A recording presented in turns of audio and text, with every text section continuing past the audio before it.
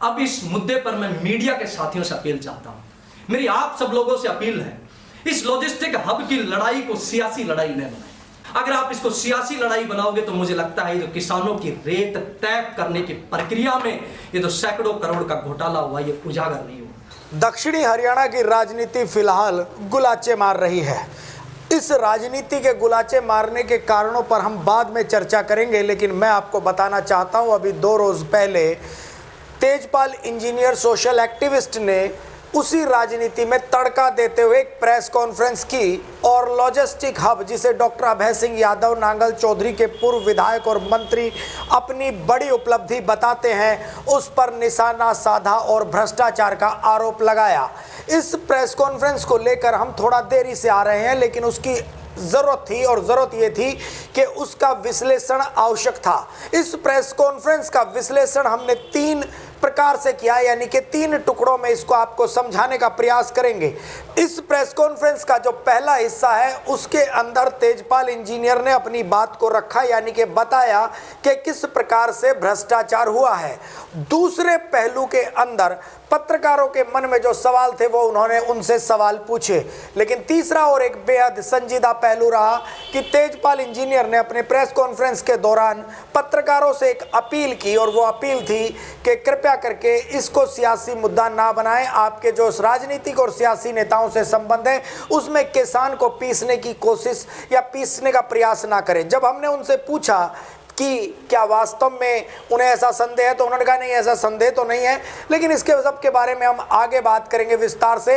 अब आते हैं वास्तविक प्रेस कॉन्फ्रेंस का मर्म क्या था और धीरे धीरे इनको टुकड़ों में समझेंगे। नमस्कार, मेरा नाम हिमांशु यादव है और आप देखना शुरू कर चुके हैं खबर इंडिया लाइव। तो सबसे पहला हिस्सा जिसमें उन्होंने अपनी बात रखी, उसमें उन्होंने बताया कि जो प्रक्रिया है जिसके तहत भूमि अधिग्रहण की गई, उसके अंदर 2013 का जो भूमि अधिग्रहण कानून है उसके अनुसार अधिग्रहण ना करके किसानों से एक समझौता पत्र लिया गया है, यानी कि कुछ उन्होंने उसको एक नाम दिया, समझौता एग्रीमेंट या कुछ इस प्रकार का नाम दिया था।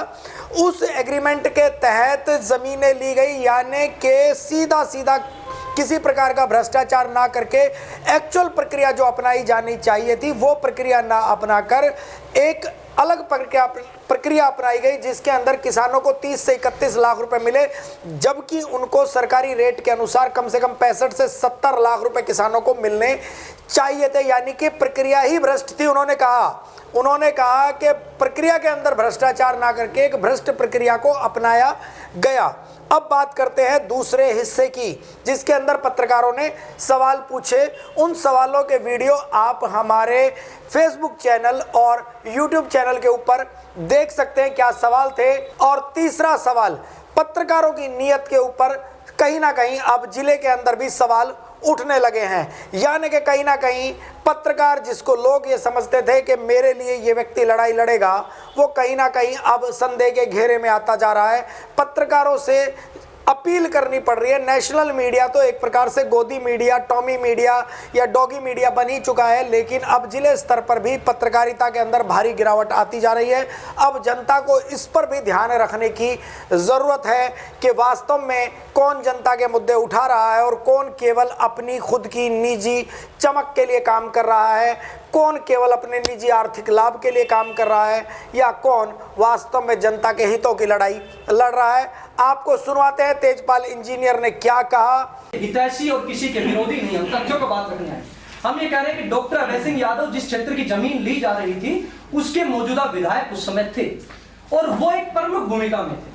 आप किसान साथियों से पता कर सकते हैं, वो कमेटी में एमपी भी थे, लेकिन जो भी लोग हैं उन पर जब इंक्वायरी होगी, अगर सीबीआई की इंक्वायरी होती है तो दूध का दूध पानी का पानी हो जाएगा। और मैं तो एक बात कहता हूं कि डॉक्टर अभय सिंह यादव जब प्रमुख भूमिका में थे तो रामचंद्र जी, आप तो जानते हैं, आप भी किसान के बेटे, पत्रकार होने से पहले सब आप लोग पहले किसान हो। आप ये सोचिए कि जब उनको पता था, मैं तो ये कह रहा हूं 2013 के कानून के अनुसार उन्होंने क्यों नहीं दी, स्टेटमेंट वही दे रहे हैं। शशि रंजन जी के इंटरव्यू उन्होंने क्या कहा कि अब 2013 के कानून के अनुसार उनको मिल जाएगी।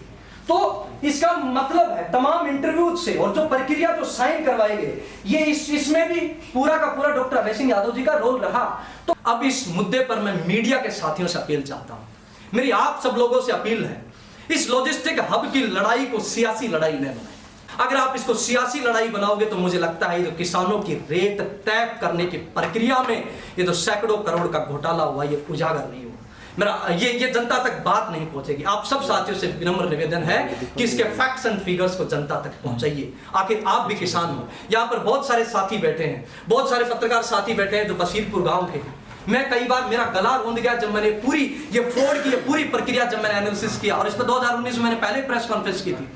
जिस वक्त डॉक्टर अभय सिंह यादव के खिलाफ कोई बोलने तक की हिम्मत नहीं करता था, उस वक्त भी मैंने प्रेस कॉन्फ्रेंस की थी और कहा था कि इसमें मुझे अंदेशा है कि बहुत बड़ा फ्रॉड हुआ है।